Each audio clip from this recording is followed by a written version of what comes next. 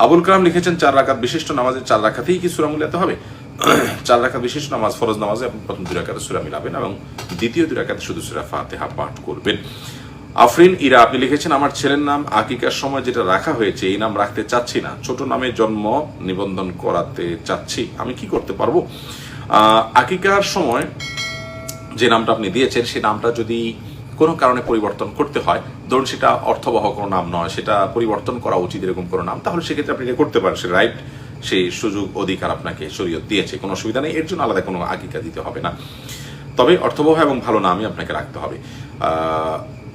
এরপরে মাকসুরা জামান আপনি লিখেছেন, সবসময় মৃত্যু ভয় কাজ করে, তাই কোনো কাজে মন বসে না, এমন হওয়ার কারণ কি, আর এর থেকে বাঁচার উপায় কি?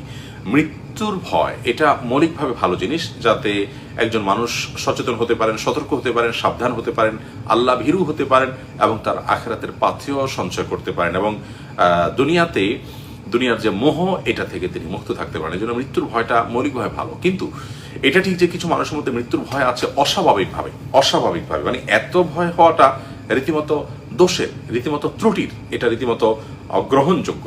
তো এরকম যদি মৃত্যুর ভয় কার মধ্যে কাজ করে তাহলে এটি অনেক সময় সেহরের কারণে হয়ে থাকে।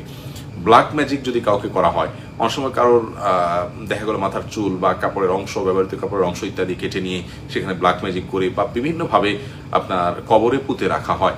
এই ব্ল্যাক ম্যাজিকের উপাদান বা যেটা দিয়ে করা হয় সেটা কবরে পুঁতে রাখা হলে অনেক সময় এ ধরনের মৃত্যু ভীতি কাজ করে এবং মৃত্যুর ভয় তাকে এত বেশি তাড়িয়ে বেড়ায় যে তার স্বাভাবিক জীবনযাত্রা ব্যাহত হয়। তো সেরকম মৃত্যু ভীতি অবশ্যই প্রশংসনীয় এবং সেটি একটি সমস্যা। তো এই সমস্যা থেকে উত্তরণের জন্য আপনি অবশ্যই রুকিয়া শরঈয়া বা শরঈ ঝাড়ফুঁক করেন এমন কোন রাকির শরণাপন্ন হতে পারেন ইনশাআল্লাহ বিদিনিল্লাহ। এর মাধ্যমে আশা করা যায় আল্লাহ রাব্বুল আলামিন আপনাকে সুস্থ হওয়ার পথ দেখাবেন। এবং আমি ব্যক্তিগতভাবে এরকম একাধিক রোগীকে জানি যে তারা এরকম মৃত্যুর ভয়ে এত বেশি ভীত যে তাদের স্বাভাবিক জীবনযাত্রা ব্যাহত হওয়ার পথে তারা রুকিয়া করছেন এবং সুস্থতার দিকে অগ্রসর হচ্ছেন আলহামদুলিল্লাহ।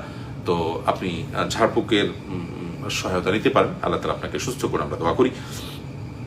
এরপরে মুহতাসিম বিল্লাহ সিয়াম আপনি লিখেছেন, নামাজে দাঁড়ানো অবস্থায় ফোনে কল আসলে সেই ফোন কাটলে বা সেই অবস্থায় ফোন বন্ধ করলে নামাজের কোনো ক্ষতি হবে কি? খুবই সুন্দর এবং প্রয়োজনীয় একটি প্রশ্ন। প্রথম কথা হলো যে নামাজের আগেই জামাতে যখন আমি সালাত আদায় করি মোবাইল সাইলেন্ট বা বন্ধ বা এরোপ্লেন মোড ইত্যাদিতে রাখা উচিত, যাতে করে নিজের এবং অন্যের সালাতের মনোযোগ নষ্ট না হয় কোনো কল এসে যাওয়ার কারণে। অতএব এটি করতে হবে শুরু থেকেই।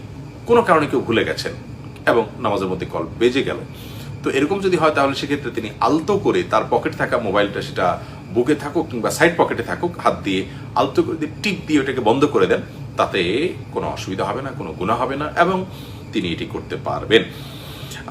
এর ফলে সালাত ভঙ্গ হবে না। তবে তিনি যদি মোবাইল পকেট থেকে বের করে দেখে কে করলো তারপরে কাটাকাটি করেন, এত কাহিনী করতে চান, তাহলে সেক্ষেত্রে সেটি তার আমলে কাসির হতে পারে, অর্থাৎ সালাতের মধ্যে সালাত বহির্ভূত বিষয় অত্যাধিক হয়ে যে সালাত ভঙ্গ হয়ে যেতে পারে।